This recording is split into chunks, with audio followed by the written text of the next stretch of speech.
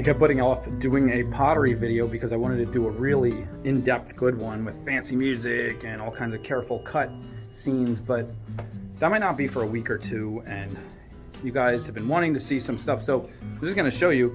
This is the slab roller that I might have shown you before. You put a lump of clay in between these two pieces of fabric, and then you wheel it through. You set how high you want the roller to be. Right here, you want it to be anywhere from, right now it's set at 1/4 inch. You can have it 1/2 inch, 1 inch, all the way down to 3 inches, or all the way up to 3 inches, because as that needle goes down, the roller moves up, and then you get a thicker slab. But you put the lump of clay in between the fabric, and then you wheel it through, and then you wheel it back, and you take it out from the fabric, and you have a nice pancake of clay. And then in my case, you bring that over to the table, and I did these a week ago. Put your pancake down, and then you take a needle tool, which is one of your be-all go-to tools in pottery, and you take your needle tool and you just it's really fun, you just slice out shapes. Now these are the shapes I sliced out.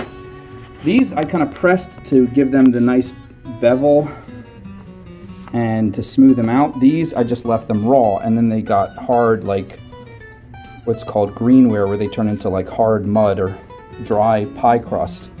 My dad says it's kind of like pie crust. So these will actually come out with sharp edges if you bake them like this, especially once you put the glaze on. It could get even sharper.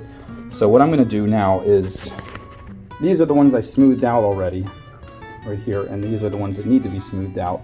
So I'm just going to take a nice sponge, get it a little bit wet, and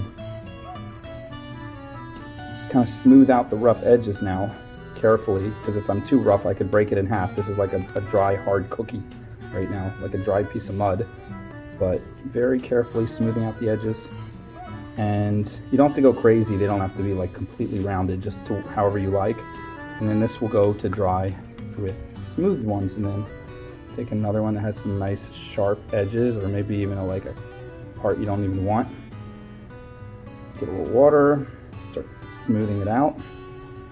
And the next step, after these dry again, we're going to put them in the oven, in the kiln, and bake them once. That's called the bisque, where you bake them to kind of like a brick state, like not super hard, but high enough that they're no longer in danger of falling apart just by being touched, but they're still a little bit brittle.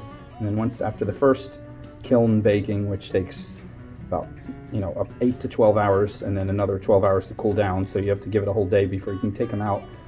Then we will put the glaze on and bake them again in a much higher fire, and that's called the glaze fire.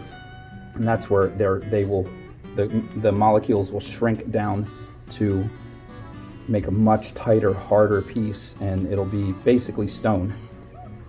Basically fairly hard stone, with the glaze will make a glass coating over the surface, and that's what ceramics is.